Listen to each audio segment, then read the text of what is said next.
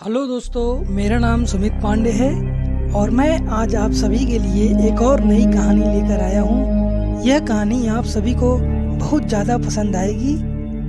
तो चलिए देर ना करते हुए कहानी को स्टार्ट करते हैं। बात बहुत समय पुरानी है। एक दिन मैंने अपने घर के बाहर एक छोटा सांप रेंगते हुए देखा। वह धीरे धीरे रेंग रहा था। मुझको देखते ही वह भागा और वहीं पर खड़े नारियल के एक खोल में घुसकर छिप गया। मैंने पत्थर का एक टुकड़ा उठाया और उससे नारियल का खोल का मुंह बंद कर दिया। उसे लेकर मैं अपनी नानी के पास दौड़ गया। मैंने कहा, नानी देखो, मैंने सांप पकड़ा है। नानी चीख उठी, सांप! वह इतना घबरा गई कि लगी जोर जोर से चीखने पुकारने। नाना ने सुना तो अंदर से दौड़े आए। जब उन्हें पता चला कि नारियल के खोल के अंदर सांप है तो उन्होंने मेरे हाथ से उसे छीनकर दूर फेंक दिया। नन्हा सांप बाहर निकल आया और रेंगता हुआ पास के झाड़ी में गायब हो गया। नाना ने मुझसे कहा, खबरदार, फिर कभी सांप के पास मत जाना। सांप बहुत खतरनाक होता है। उसी दिन शाम को मैं एक मधुमक्खी को पकड़ने की कोशिश कर रहा था कि उसने मुझे काट लिया। बड़ी जोर से दर्द हुआ। मुझे दर्द से कराहते देखकर नानी ने सोचा कि मुझे सांप ने काट लिया है। मैंने दौड़कर नानी को उंगली दिखाई। उन्होंने जल्दी से नाना को पुकारा। नाना तुरंत दौड़े आए और मेरी उंगली को देखा जहां मधुमक्खी ने काटा था। वहां नीला निशान पड़ गया था। वह झट से मुझे गोद में उठाकर बाहर भागे। बाग और धान के खेतों को पार करके भागते भागते वह घर से दूर एक छोटी सी झोपड़ी के सामने जाकर रुके। वहां पहुंचते ही उन्होंने आवाज लगाई। एक बूढ़ा आदमी बाहर निकला। शायद वो वैद्य था। वह सांप काटने का मंत्र जानता था। नाना ने उससे कहा, इस बच्चे को सांप ने काट लिया है, इसकी झाड़ फूक कर दो। बूढ़ा मुझे झोपड़ी के अंदर ले गया। उसने मेरी उंगली देखी और बोला, चुपचाप बैठो, हिलना डुलना मत। फिर पीतल के बर्तन में पानी लाया और मेरे सामने बैठकर मंत्र पढ़ने लगा। मैं चाहता तो बहुत था कि उस बूढ़े आदमी को बता दूं कि मुझे सांप ने नहीं काटा है, मधुमक्खी ने काटा है। पर मेरे नाना मुझे कसकर पकड़े हुए थे और मुझे बोलने ही नहीं दिया।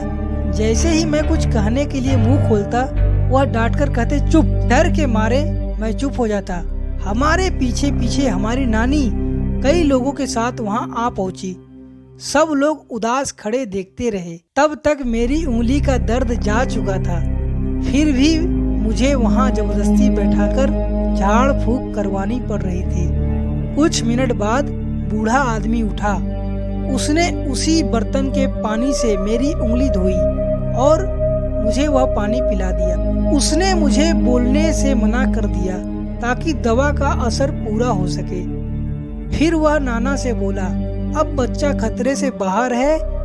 अच्छा हुआ आप समय रहते इसे यहाँ पर लेकर आ गए। बड़े जहरीले सांप ने काटा था। सब लोगों ने बूढ़े को उसके अद्भुत इलाज के लिए बहुत बहुत धन्यवाद दिया। घर लौटने के बाद नाना ने उस बूढ़े वैद्य के लिए बहुत सारे उपहार भेजे। क्या आप जानते हैं?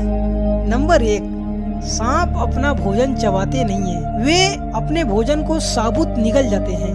नंबर 2, सांप कभी बढ़ना बंद नहीं करते। नंबर 3, सांप नाक से नहीं सूंघते। सूंघने के लिए सांप जीभ का इस्तेमाल करते हैं। नंबर 4, सांप के कान नहीं होते, इसीलिए सांप बीन की धुन सुनकर नाचा नहीं करता।